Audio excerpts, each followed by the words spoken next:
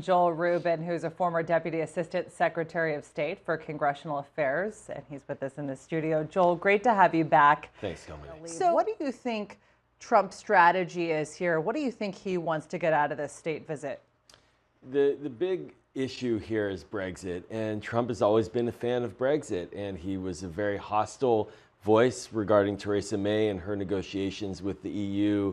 He essentially said that Britain needed a hard exit from the EU, and so he's very happy right now. And it looks like the American government and the British government are very close and happy, but that's bad news for the American people and the British people. It looks as if Britain is trying to become extraordinarily close to the US. Maybe they want to be the 51st state, who knows? Because right now they're looking towards us, not towards the Europeans. I think they know deep down that they're going to have a hard Brexit, that there is no negotiation for a slow glide path out of the European Union. And so they're coming to the US, and for Trump, that's a win.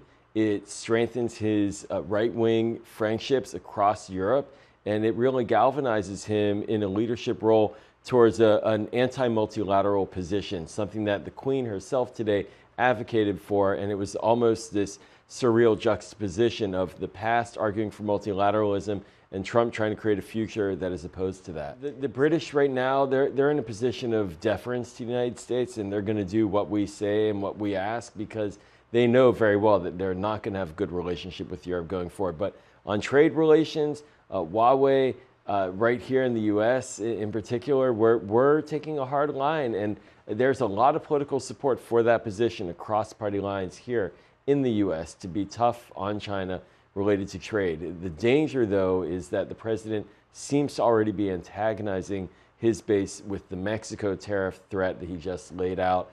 And so it's all coming together, and there's a deep concern that he actually is going to start to undermine our economic growth of the past year. So speaking of the domestic politics, I realize that I'm asking a Democrat this question, but I am looking I'm not biased. Does this do anything to help him domestically? Well, whatever bounce he could have gotten from going to Britain, he killed essentially by picking on Sadiq Khan, the mayor, and then calling Meghan Markle nasty. And so Dead on arrival?